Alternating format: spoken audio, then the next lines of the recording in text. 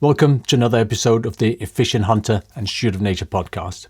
In this episode, we're going to talk about how you can make the most of your hunting time by examining 6 universal hunting problems or challenges. I want you to learn from my mistakes, and I want to give you, first of all, some tools for inspiration on how to address the problems, but also a couple of frameworks with step-by-step approaches to address the problems. Along the way, you're going to get some unusual hunting tips and tricks from folks including a tech and space entrepreneur, a fighter pilot ace, and an Olympic gold medal rifle shooter. Before we get started, I want to remind you that you can watch the show on YouTube and listen to the podcast on the major podcasting platforms, including Spotify, Google, Audible, Apple, etc. Welcome to the Efficient Hunter and Steward of Nature podcast. Here you get tools to help you master rifle hunting and inspiration to help you make hunting a force of good in nature. What I'm sharing is based on 30 years of hunting on 3 continents. And I've condensed my lessons learned based on the same tools I use to optimize processes for large multinational corporations. I've packed everything up as checklists and procedures that you can use to set yourself up for success when hunting.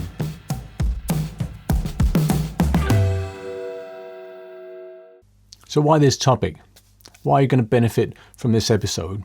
Well, first of all, if you're new to hunting, learning to hunt can be overwhelming. And if you're new to hunting or even a seasoned hand, still lots of pitfalls, including shiny gear rabbit holes and the challenge of traveling and hunting new destinations where you're kind of starting from scratch.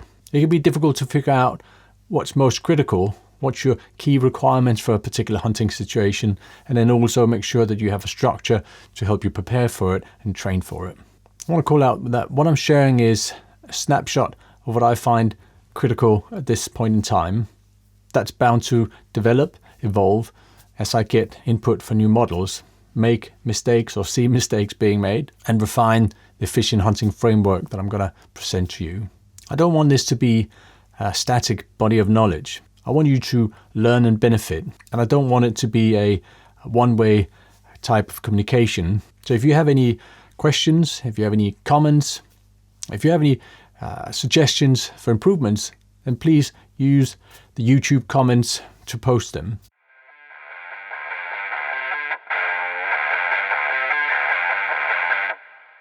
Okay, so what are we going to cover in this episode? We're going to cover 3 parts.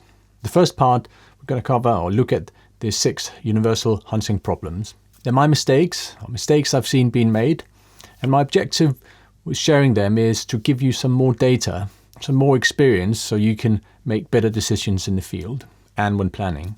In part 2, I'm going to share 6 universal and proven performance models or performance tools. They're not going to be your usual hunting lesson, but they're proven tools, and I want to share them to give you some inspiration and some food for thought.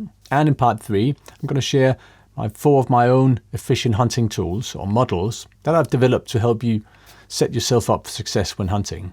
These models are a combination of all the problems we're going to be talking about and the performance tools I'm going to present to you. And my objective with them is to give you some specific step-by-step tools you can use when planning a hunt and in the field when hunting. I know they'll help you if you're learning to hunt, and I'm pretty sure that they're going to give you some food for thought and some structure, even if you're a seasoned hand. I want you to benefit from all these tools and ideas. Originally, I started developing them to help myself on my journey towards mastering hunting. I developed them for my love of hunting, but also because I want to make the most of my hunting time. And hand on heart, I also want to come across as a reasonably competent hunter when I'm hunting with other people. I also want to play my part as a steward of nature to make sure hunting is a force of good in nature, which includes being squared away when I'm out in the field. Here's the challenge.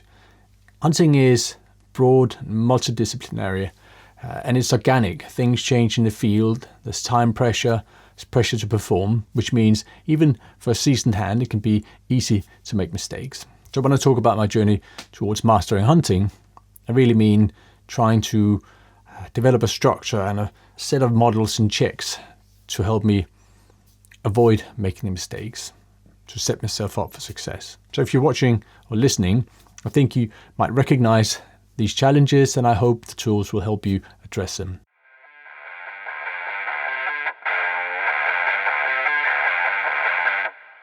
Okay, so part 1 or section 1 of this episode, the 6 universal hunting problems. This is stuff that I've experienced myself and seen other hunters experience. Let's just list the problems before we examine them one by one. Problem number 1, information overload when learning to hunt. Problem number 2, not shooting, missing or wounding an animal. Problem number 3, flying behind the plane. Problem number 4, gear I didn't need or didn't bring. Problem number 5, not practicing enough or practicing the wrong way. Problem number 6, switching off too soon or not switching off soon enough.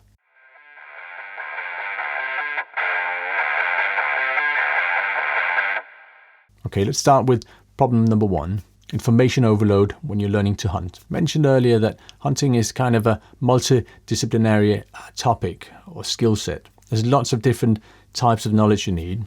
Everything from legal requirements to technical details around firearms. You've of course got to know about the animal you're hunting, the nature, the environment it lives in, and how that influences the animal. And you've got to know all the techniques for operating your gear. And if you hunt in the backcountry, you also have a whole suite range of outdoorsman-based skills that you need to develop. When I first learned to hunt, I was overwhelmed by all these topics, and in some ways it was difficult to prioritize things.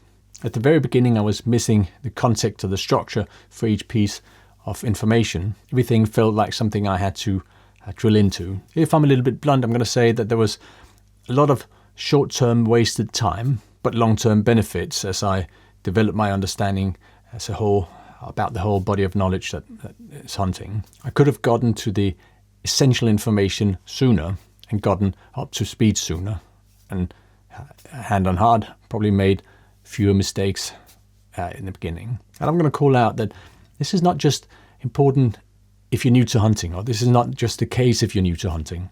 If you hunt abroad or hunt a new location, you kind of move a few steps down the learning curve. You're back to scratch on some things that you've got to start learning again. Sure, there's a lot of foundational skills that apply to any hunting situation, but you still got to apply them, and often you've got to develop new skills and knowledge. Just looking at the Google search volume for gear lists should tell us how many hunters are suddenly in a situation where they feel, let's call it, uncomfortable with what's going on, or unsure about the actual details of what's going to happen and what gear they need.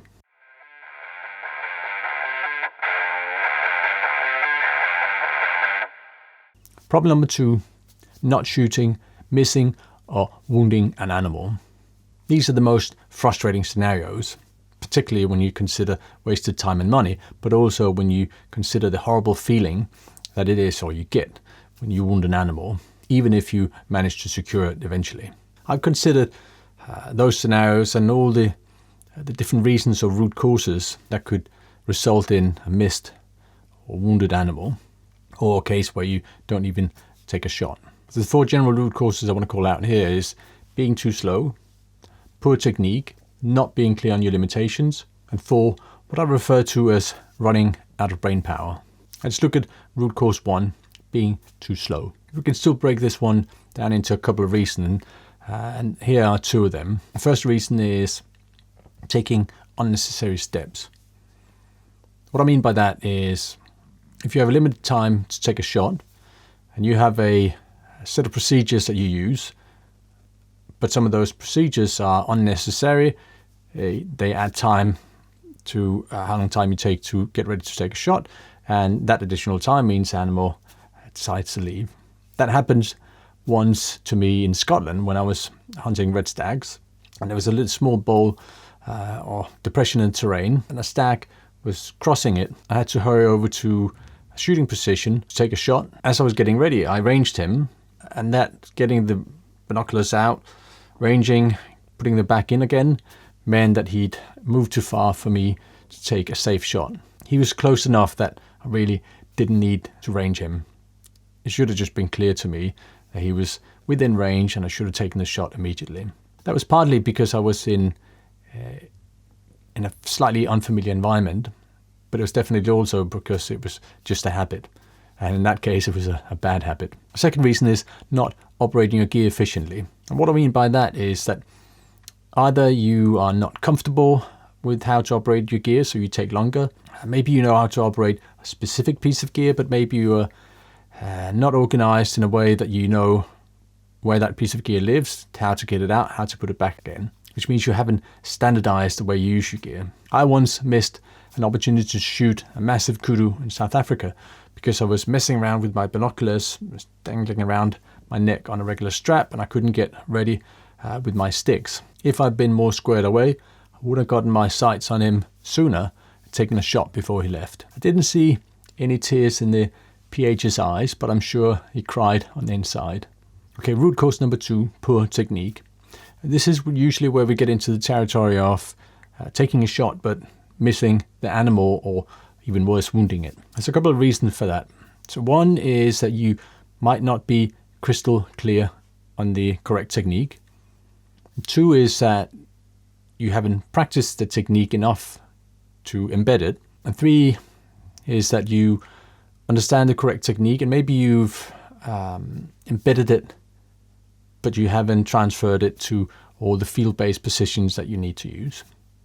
One example could be being an expert shot off the bench, but suddenly struggling to get the same accuracy and same speed when shooting if you're shooting off some sort of field rest, like a fallen tree or an anthill or something. I once had a clear miss on an impala at a pretty close distance because of really poor technique shooting off a pair of short sticks.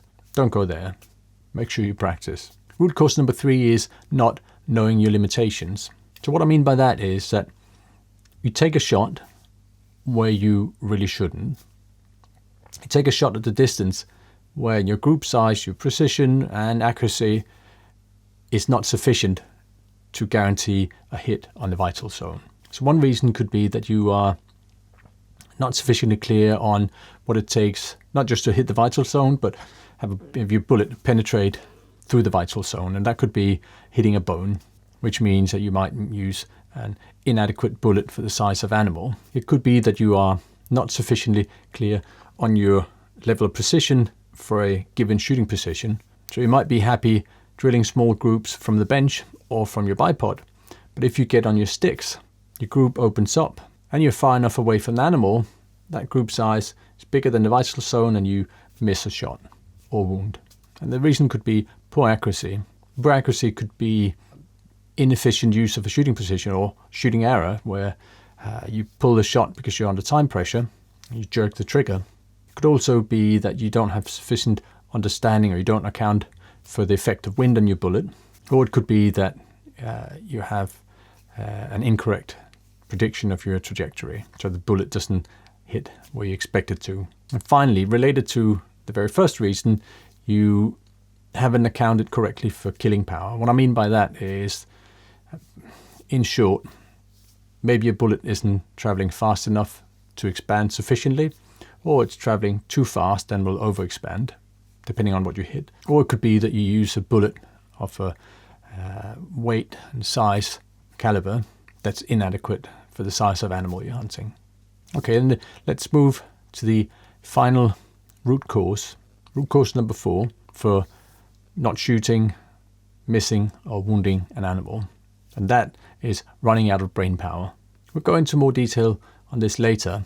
We'll talk about the performance models, but in simple terms, there's only a limited number of concepts that you can deal with at once. If you have to deal with more concept than your capacity, you start dropping the ball on others. I once wounded a red deer hind when hunting in Scotland. I brought a rifle on the hunt that I hadn't developed loads for sufficiently, I hadn't practiced sufficiently, I had some technical issues with the scope that I hadn't sorted out, which meant I was so occupied with checking everything in terms of the rifle before taking the shot that I failed to see that I was on the lee side of a small hill and the wind was actually rather strong. So I was taking a shot at the edge of my maximum point blank range, and although I wasn't in trouble in terms of bullet drop, and the wind drift was too great, and a wounded animal. Fortunately, I managed to secure it with another shot. I wasn't a novice shooter, but I engineered a situation where I was running out of capacity and I didn't perform basic standard fundamental checks, and I paid the price, or the red deer hind paid the price.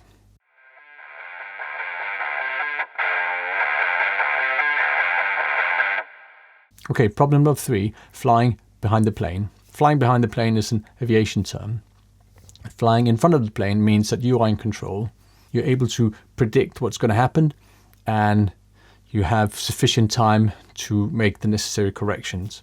When you're flying behind the plane, it means that you are not in control. You're not able to predict what's going on, which means your reaction time is too slow. And when your reaction time is too slow, you often tend to overcorrect. There are 2 key scenarios for flying behind the plane: being new to hunting and hunting abroad or on a new hunting ground. Let's look at hunting as a new hunter to begin with. When you're new, you have perhaps not a complete model of what hunting means, how you hunt, how you interact with the animal or the environment, and how the animal interacts with the environment and you. You also have fewer data points to go by. For example, should you pursue an animal? Should you shoot immediately, or should you wait and ambush it? Once when I was hunting a fallow deer in the south of England, I was in the tree stand. I was a seasoned hunter, if you will, but at that time. I still made a rookie mistake. I was in that tree stand, or high seat, on a T-junction of forest trails. The trail was just below the high seat, as we call it. And for whatever reason, I made the rookie mistake of pointing my rifle straight up into the air. A group of 3 fallow deer came past me. They were very, very close. They were within, 15 yards, 15 meters when they first appeared. In my eagerness to take a shot, I made the mistake of getting my rifle ready as they were approaching from my right, moving to the left. Big mistakes. I should just have waited and let them pass me either down one track or the other, so I could have shot them from behind at an angle where they were less likely to see my sort of major movement of the rifle. More on that another time. Scenario number 2 for flying behind the plane is hunting abroad. As mentioned earlier, if you book a hunt abroad, you move down the learning curve. Your fundamental skills are there, but you're missing data points about the animal, the area, the weather, what tools, techniques, tactics that you're going to be using. On top of that, when you're there, you often hunt with a guide or a PH. Professional hunters, professional outfitters and guides are all highly professional, highly skilled, and they work hard to make your hunt a success. However, even the best of them can sometimes get too excited about the chase because they're so determined to set you up for success that they forget that you are operating at a slightly different level to them, because you are not on your home turf, you're not on your home ground, point 1. Point 2, they might not give you a clear plan for what's going on. They know it, you know the deal. It's easy to understand something, but it can be difficult just to keep everyone else up to date and up to speed. The result is that unless you really do your homework, you can be catching up for the first 1 or 2 or 3 days until you get into a routine. And then on those 1, 2, 3 days, it's easy to make fundamental basic mistakes. Been there, done that. For my part, I have done a bit of guiding.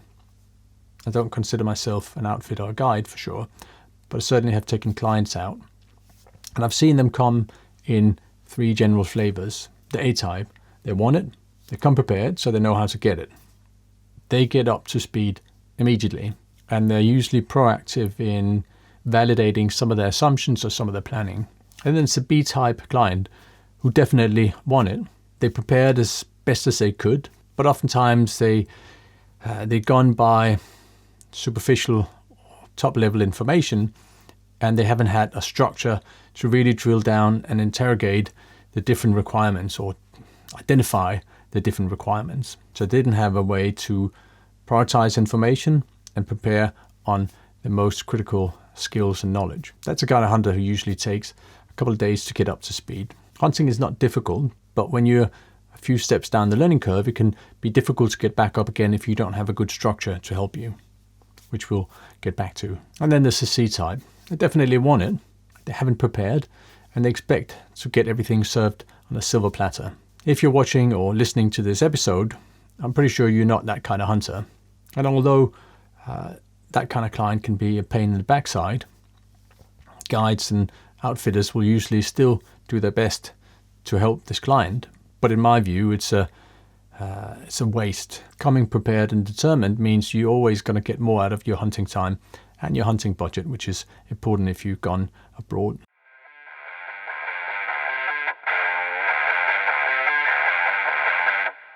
Okay, problem number 4. Gear I didn't need or gear I didn't bring. I am a gear junkie. I love great, well thought through gear. And I know it will augment my capabilities, but I still discovered 2 gear pitfalls. Number 1, I bought gear that I didn't need.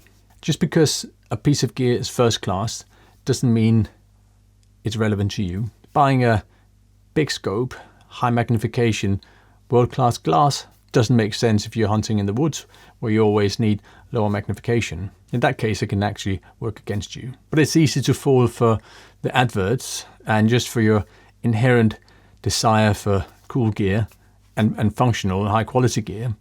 If you're not clear on the scenario you're preparing for, if you haven't clearly defined your overall strategy for hunting and the tactics that you're going to use, because gear ties into all that. Pitfall number 2 is gear I didn't bring. In the last episode, I talked about missing an opportunity to shoot an ibex because I didn't bring a tripod, and I had an incident with a juniper bush on a mountain slope in Kazakhstan. And that's a good example of not fully understanding your requirements and not picking or bringing and practicing with the gear that you really need to set yourself up for success. Kind of the same challenges as the first pitfall. So remember, proper planning prevents piss poor performance.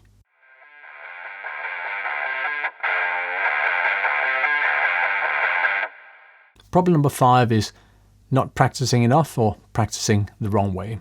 Shooting is a good example. Shooting is a perishable skill. First of all, you need to understand the correct technique and practice it. If you don't know that technique, you can't practice. But then you're going to practice as you hunt. Shooting from the bench is different than shooting in the field. And finally, shooting under pressure is different than shooting on a calm range. And shooting under pressure is going to reveal flaws in your technique or put your technique to the test. You really need to practice correctly. But that can be difficult if you're, first of all, not clear on the techniques. You don't have a structure to help you train. Some shooting scenarios are dead easy. But if you're hunting off the beaten track, chances are you can be faced with scenarios that are going to put your techniques to the limits. And you really got to put in the hours when preparing.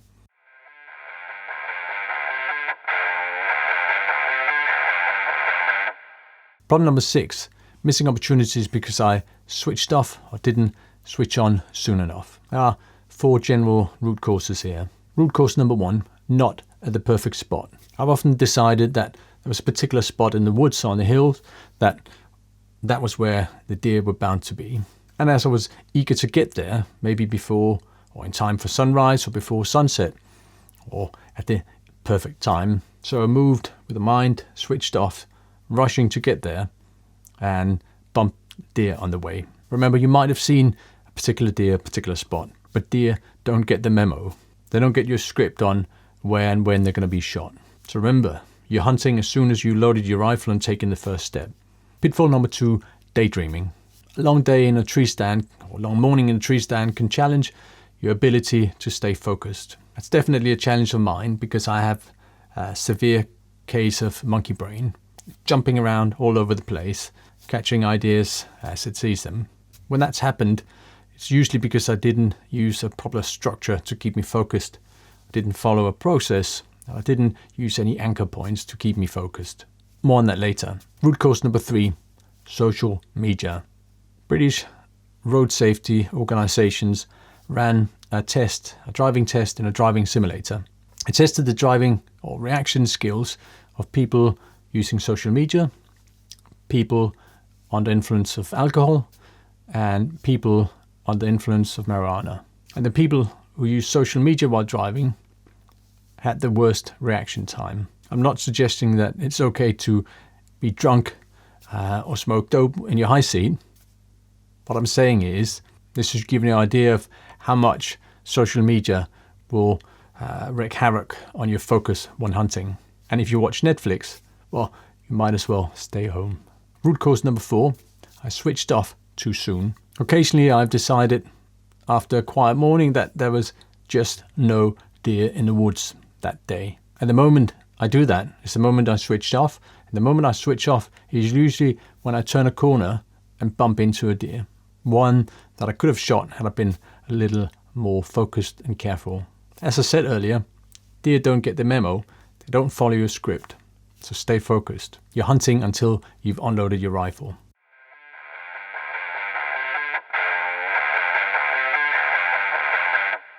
Okay, that was the 6 universal hunting problems covered. 1, information overload when you're learning to hunt. 2, not shooting, missing or wounding an animal. 3, flying behind the plane. 4, gear I didn't need or didn't bring. 5, not practicing enough or practicing the wrong way. And 6, switching off too soon or not switching on soon enough.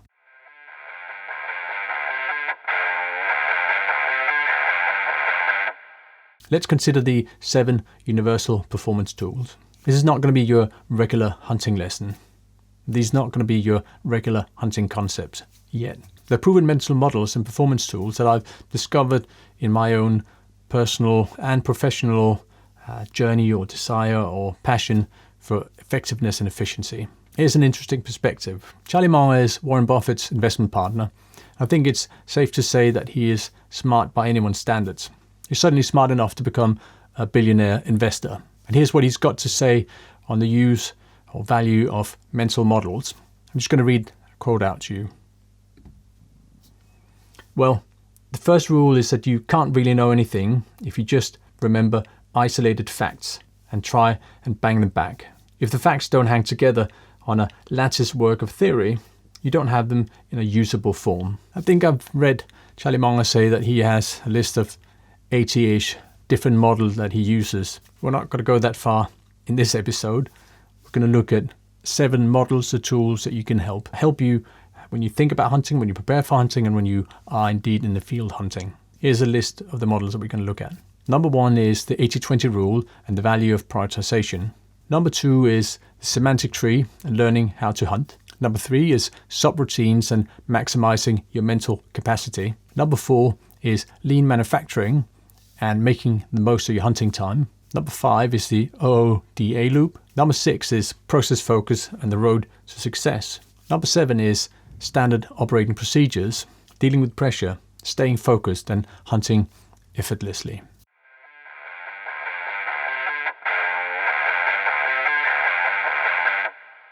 Model number 1, the 80-20 rule.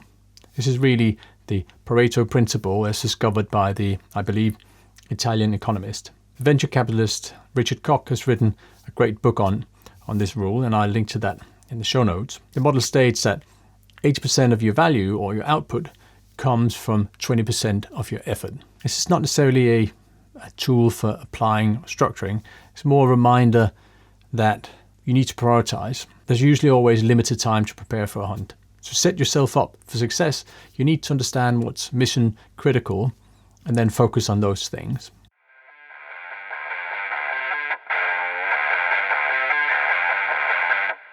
Model number 2, the semantic tree. Elon Musk is a super learner by anyone's standards. And one of the things he talks about is the semantic tree. And his point is that you need to understand the roots and the trunks of the tree before you can add the branches and the leaves. This is related to first principle thinking. You've got to understand the essential drivers or levers in a topic before you add all the other information. That's going to help you prioritize things, but it's also going to help you retrain and add knowledge. It's kind of related to the lattice work that Charlie Munger talks about. One way to get there is to reverse engineer the information you're given on hunting, which means asking why and how until you understand what to do, how to do it, when to do it, why to do it, and why something is critical. You should definitely take this to heart when you're learning to hunt, but also if you're planning a hunt to a new destination. and need to move back up the learning curve.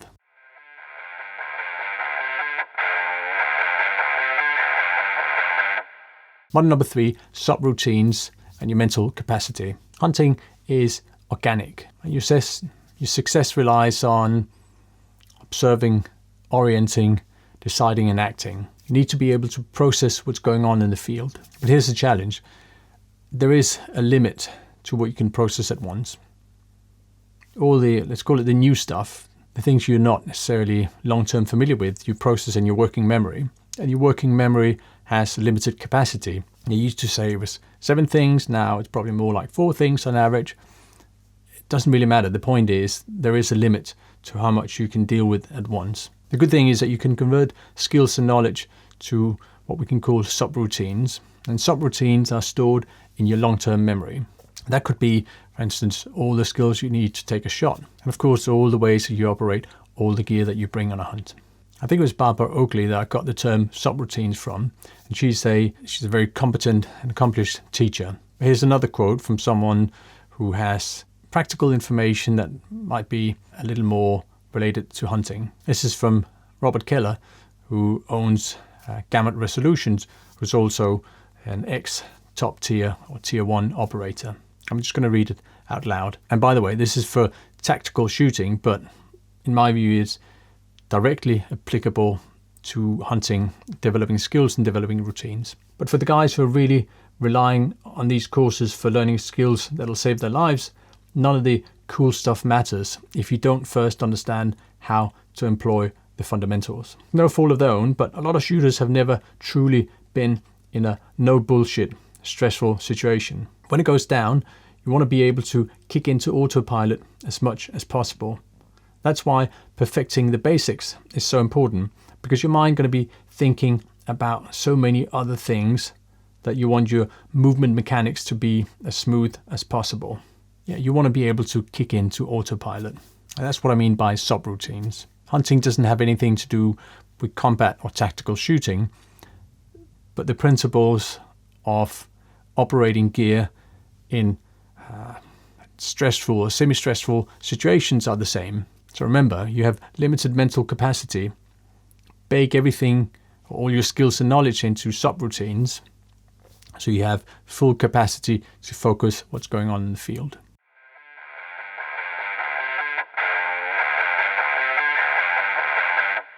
Okay, model number 4, lean manufacturing and making the most of your hunting time. This is not really a mental model. This is more a tool set or framework. Lean is a manufacturing system designed to reduce production time. It's about effectiveness, which means doing the right things, and it's about efficiency, which means doing things right. I'm not going to go deeply into details, but I want to share some of the lean principles that I think should inform the way you prepare for a hunt and the way that you do lessons learned after each season. It would definitely have helped me deal with some of the missed shot issues. So the first principle is define value. Well, the objective with the hunt is, of course, to harvest an animal on a trophy. We should go one step below that in defining value. You should define what it takes to get to that trophy or the wild meat. Specifically, what's critical about a particular hunting scenario. In lean, this is where you map a process or build a process. And the same thing applies to hunting. Lay out the steps that you need to follow to get there. So the next principle is reduce waste. This is about effectiveness. Make sure that that process is a sequence of the correct things. If something doesn't add value, remove it. If an action doesn't add value, remove it. Like my laser range finding the red stag, unnecessary in that particular scenario. I should have removed it. It was waste. And we'll call out that reducing waste applies both to the gear you bring and to the actions you take. Next principle is create flow. In lean, it's defined as making sure that all activities flow in a tight sequence. For hunting, it means hunting effortlessly. It means that you practice all your skills until you reach a level of unconscious competence. And it goes back to freeing your mental capacity. And the last principle we're going to talk about is continuous improvement. Continue to improve, what it means is that you should consider lessons learned after each hunt, after each season, and then correct whatever you've done wrong or whatever you can improve. Lean thinking is a cornerstone of the efficient hunting models I'm going to share later. And I think there is great merit, or I know there's great merit in operationalizing any topic, which means breaking it down into component parts and keep breaking them down until you have your objective broken down into steps to get there, actions to complete each step. That applies to learning, to optimization, and to when you're hunting in the field.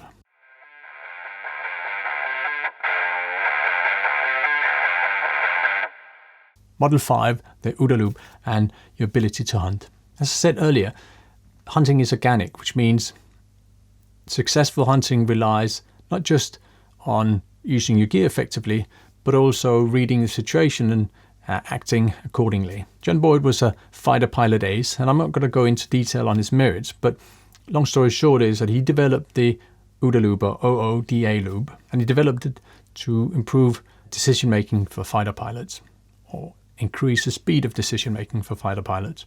OODA stands for Observe, Orient, Decide, and Act. The model has been adopted by militaries and organizations all over the world. And here's a key point. The value of the OODA loop is not in the way it helps you make decisions. You do that quite naturally and intuitively. The value of the model is how it calls out how you make faster decisions. John Boyd used the term, you need to get inside the enemy's loop. I'm not suggesting that a deer is your enemy, but it's certainly some sort of adversary in the context of hunting. And the point is, getting inside the deer's loop is to think faster than the deer and to act faster than the deer. And John Boyd called out the second step, Orient, as critical to using this loop, critical to getting inside the deer's loop. And Orient is sense making.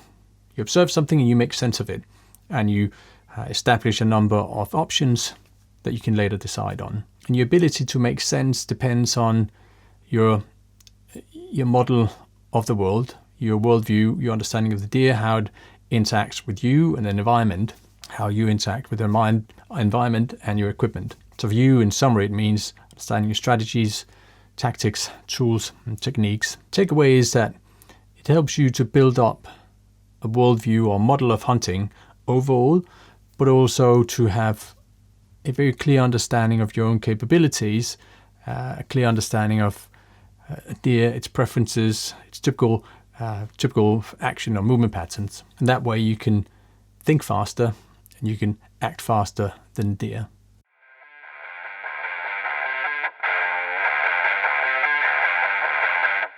So model number 6 is process focus and the road to success. Lanny Bassam is an Olympic gold medalist rifle shooter, and he wrote the book on mental management, and it's called With Winning in Mind. I'll link to his website in the show notes. I highly recommend the book, not just for shooting, but for sport, business, etc.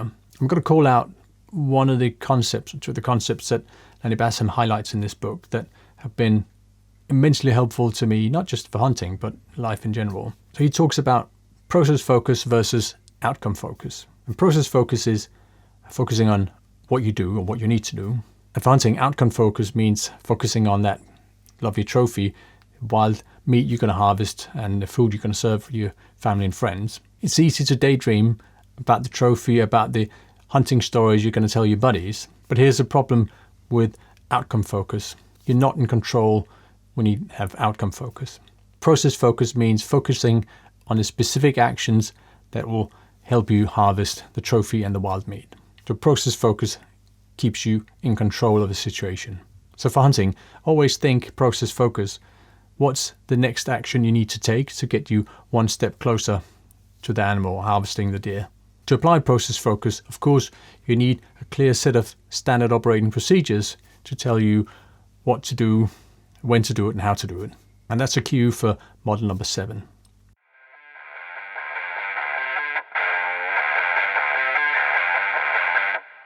Model number 7, standard operating procedures, dealing with pressure, staying focused and hunting efficiently. Standard operating procedures are step-by-step instructions. They're related to the process, but on a more granular level or on several levels below the process. Standard operating procedures are a way to make skills tangible and operational. Makes it easier to learn things, makes it easier to remember things, to apply things, gives you something to improve. So many benefits, and it relates to many of the other models, and it addresses a lot of the problems we talked about. For example, I talked about staying focused. I talked about having some anchor points.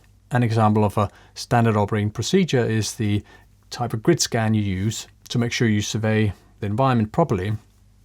Using that standard operating procedure, you can stick with it, run it again and again, and that way you're less likely to daydream or your focus is less likely to slip. Another example is what I call 3, 5 or 10 steps that helps you slow down when you're stalking in thick woods. That's a situation where I'm sometimes inclined to walk too fast, and that model is an anchor point that helps me slow down.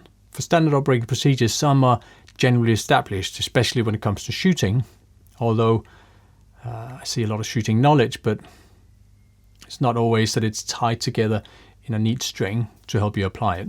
Other procedures you've got to come up with, and that includes variation on how you use your gear, but also how you carry your gear, how you approach a particular situation, how you use a particular tactic. To get to these standard operating procedures, ask yourself what you need to do, why you do it, how you do it, when you do it, and drill down until you're left with single actions that you can complete to perform a specific task. And a good example of the final stage of a standard operating procedure, or at least a step, could be like pulling the trigger straight back without disturbing the sights. End station, on to the next procedure.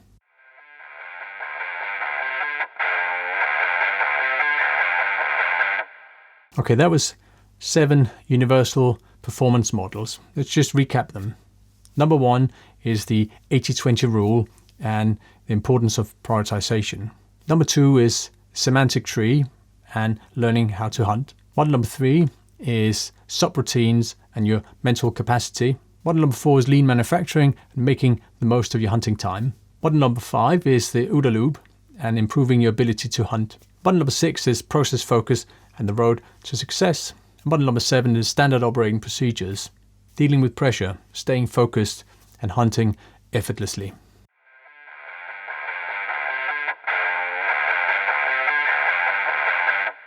Okay, now to part 3 or section 3, 4 efficient hunting models to help you prepare, plan and hunt. As I mentioned earlier, this is a combination of all the mistakes or problems I've seen being made and have made, and the concept of these universal performance models and tools. You can use them to skip one step ahead, to leapfrog, if you don't want to go through the effort of applying the performance of universal models yourself to hunting. They're going to help you when you're learning to hunt. They're going to give you a structure to practice. They're going to give you a structure to prepare for a hunt and in the field when you're hunting. I'm going to cover 4 components of the overall efficient hunting framework. 1, the window of opportunity. 2, the 4-step hunting prep plan. 3, the 6-phase hunting process. And 4, 7 mission critical hunting questions.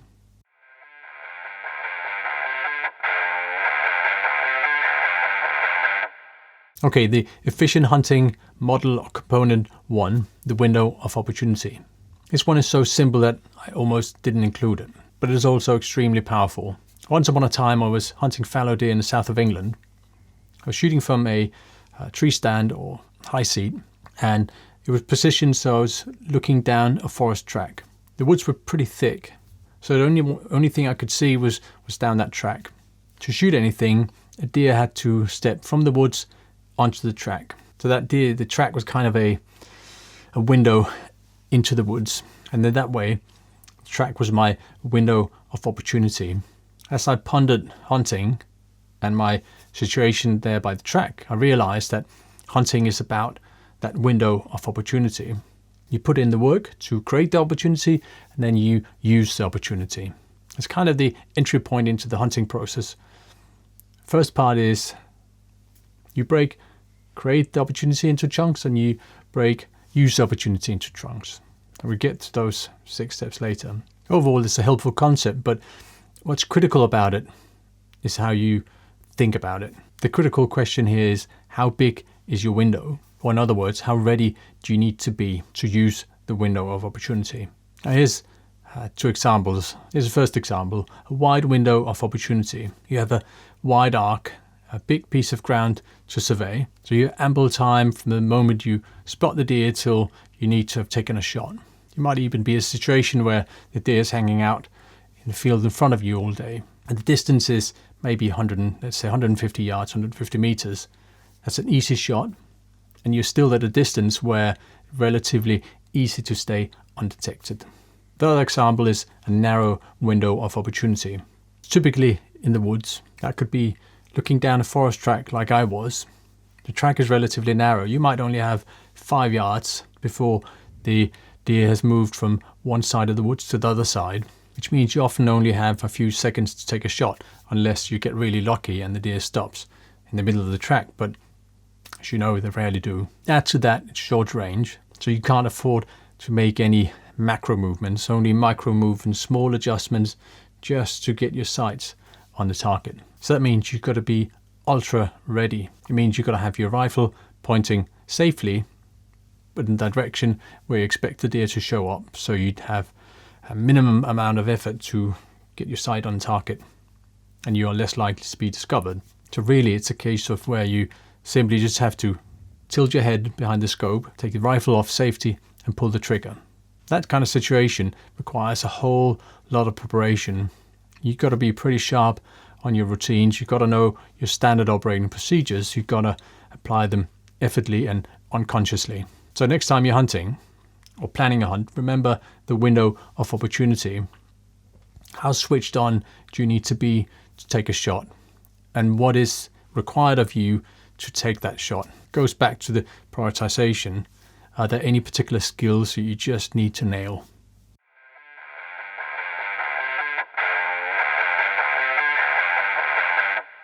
The next model is the 4-step hunt prep plan. Planning a hunt is like building a house.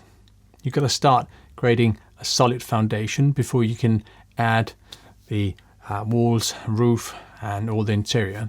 Importantly, there are distinct activities that need to take place in a sequence. You can't put up the roof before you created the foundation. And the same goes for planning a hunt. I use a 4-step hunt plan overall to plan a hunt.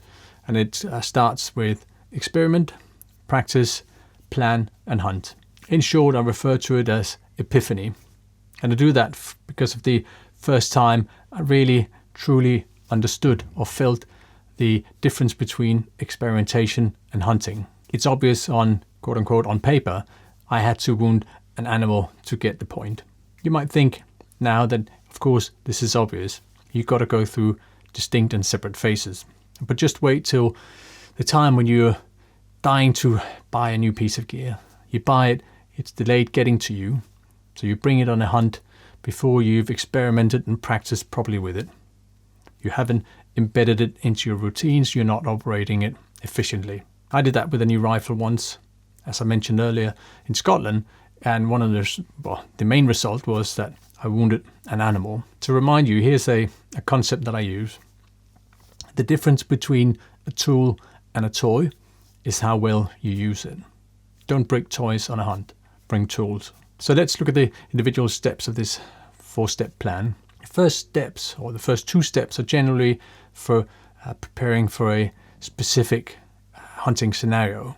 And the 2 second steps are when you apply your general preparation to a specific hunt. And let's look at the individual steps. So experiment is, as the name suggests, or the label suggests, where you experiment with new gear and skills. The first step in that process, of course, to understand your hunting scenario. What is it you're preparing for? How are you going to hunt? What gear do you need? And then you look at all that new gear, you figure out whether something might help you, and then you buy it and you try it. You experiment to figure out if it does indeed help you and how you're going to use it. Experiment also involves identifying the lessons learned from the previous hunt or the previous seasons and taking corrective actions, changing the way you do things. We're going to go to talk about the questions a bit later, and experiment is questions 1 to 4 of the mission critical hunting questions. Next phase is practice, and that's where you embed all your newly defined standard operating procedures by practicing them on a shooting range or dry fire or just general practice at home. This is relating to the mental capacity, and this is where you embed everything into your brain as your long-term memory as subroutines. And this is question 5 in the questions framework we're going to talk about in a moment. Plan is all the logistics and admin preparation for a particular hunt, and it's question number 6 that I'll get to in a moment. And hunting is where you are hunting in the field. It's where you use the hunting process to apply your standard operating procedures to go and harvest the deer you're after. That's question number 7 in the framework we're going to get to.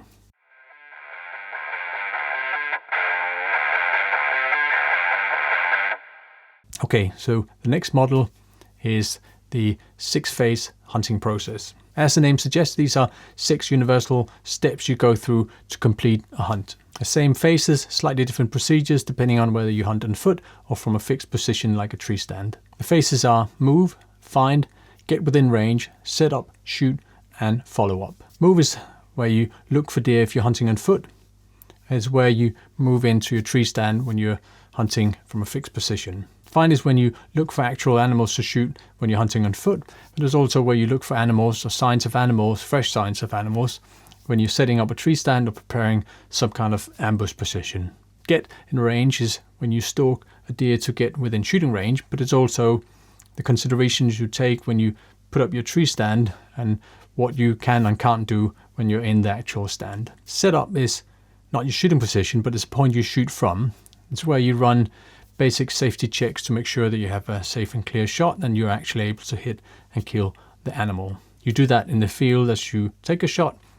If you're hunting from a fixed position like a tree stand, you might have to do the setup checks for several different arcs of fire. Shoot is where you get into a shooting position, pull the trigger. And follow-up is where you secure the animal and prepare it for transport and consumption. In the efficient hunting framework, each of these phases come with a set of standard operating procedures and different levels of supporting knowledge and skills that you need to apply those procedures. I developed them to give me lots of things, but among other things, something to focus on in the field. Sometimes when you're under pressure, it's good to have an anchor point to say these are the checks I need to run through. It's also a way for me, or structure for me, to plan my training and develop and refine my skills. And of course, in terms of lean terminology, it's a way to figure out if something is worthwhile doing, or if I can figure out how to do something in a different way or not do something at all.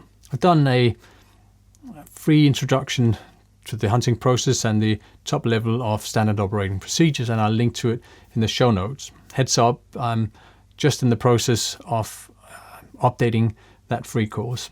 And on top of that, I'm working on several online courses with detailed procedures for each of the phases.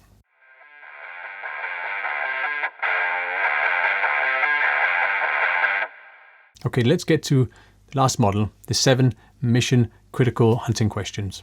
I think it was the management guru Clayton Christensen who said something along the lines of, questions is where the right answer lives. And without the right question, you don't have the right answer. I've tried to establish a number of questions that will help guide me and you as we prepare for general hunting scenarios and as we go on a hunt. Question number 1 is, what's the situation? First step of your prep. This is your requirements. In short, you want to understand the animal, the area, and the weather. And you ideally want to understand in relation to each of the 6 phases of your hunt, what is the critical information you need to know. It's a good way of prioritizing the information you really need to complete a hunt. Question number 2 is, how will you hunt? And it's got 2 components. One is the strategy. For me, the strategy is overall, are you going to hunt on foot, dynamic hunting, or is it static hunting where you're going to hunt from a fixed position like a tree stand? Once you've established a strategy, you can start considering your tactics. And for me, tactics is really just how you will complete each phase in the hunting process. Some are going to be given and some are not. One example could be if you're hunting on foot. You're hunting close range where you're going to be shooting off sticks or you're going to be hunting longer range where there's other requirements to the equipment you need to bring. Another case, if you hunt from a fixed position, are you going to set up a tree stand, hunt from a saddle, or shoot from a blind, or literally just on a vantage point on the ground? Question number 3 is, what gear do you need? Once you've established your tactics, then you know what gear you need to apply those tactics. Question number 4 is, how will you carry your gear? And when we talk about how to carry your gear, it's really around a prioritization exercise to understand how often do you need a particular piece of gear and how critical it is that you can get to it fast. Once you've decided how you're going to carry your gear, then of course you need to decide how you'll use your gear. You could say those are the techniques for operating one piece of gear, or you could say it's the transitions that you have decided on how to switch from one piece of gear to another. Overall, you can sum that as standard operating procedures. Question number 6 is when we move into the planning phase, and the question number 6 is, what does it take to get out and back and to operate in the field? In summary, there's 3 components here: logistics and admin, outdoorsmanship. And outdoorsmanship is everything from general field craft, from navigation to traveling, load bearing, operating vehicles, first aid, clothing, food, shelter, whether shelter is a hotel, whether it's a tent. I wrap it all up as outdoorsmanship, even if it's indoors. And the last point for question 6 is command, coordination and comms. And that includes coordination, communications with other hunters in your party. It could be pick-up times and pick-up points for a backcountry hunt. And it's definitely the safety procedures. What are you doing actively, and what are someone else doing if you don't call in at a particular time, or if you don't return at a particular time? And question number 7 is, how do you put it all in motion? There's a number of steps for question number 7. First step is prepare. Then there's insert, which means to travel to your hunting ground, travel into the hunting ground. Then the hunting, which is the hunting process. Then you extract, it's where you get out of the hunting ground, get back home. And then there's process, which is where you process your meat, process your trophy. I'll link to an ebook on all this stuff in the show notes. And I want to give you a heads up that I'm working on a free online course to give you a little more detail on this framework and all the questions.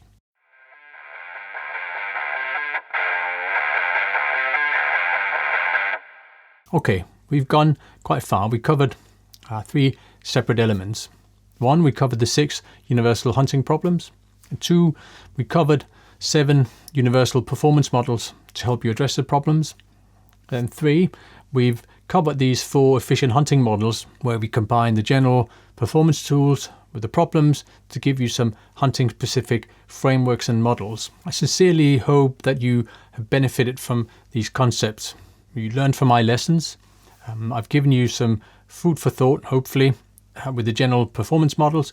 And I also hope I've given you some specific step-by-step procedures that you can use to set yourself up for success when hunting. We really just scratched the surface. As I said, I'm working on a couple of free courses and a range of courses, online courses with where we cover all the standard operating procedures for each phase of the hunting process. As I said at the beginning, these are proven models and proven tools, but this is the current state. I'm going to keep improving them as I get input from you, other hunters, as I apply the model and do my lessons learned, and as I make mistakes, hopefully not too many, and as I see mistakes being made. My point is that I want this to benefit you, so ask any questions, ideally in the YouTube comments, but also call out if there's something that might not make sense and something you need to clarify. Maybe you have a different perspective, a different idea. Please call it out so we can work together to improve this efficient hunting model. Please recommend this episode to another hunter if you feel they can benefit from learning from my mistakes, hearing about the general or universal performance tools, and of course the 4 efficient hunting models. Please also check out all the resources on the episode page. I'm going to share some PDF ebooks. I'm going to share a diagram of the entire efficient hunting model, including these 4 components. And of course, I'm also going to link to all the external resources, including the books I've mentioned. I also want to remind you that you can watch the show on YouTube and you can listen to the podcast on all the major podcasting platforms. What we covered today was a higher level view of general problems and models, and next time we're going to go more into the weeds, into the details and the procedures. The topic for next episode is going to be Practical Marksmanship for Hunters Part 1. Specifically, it's the high-level standard operating procedures you use for the setup phase. Thanks for listening.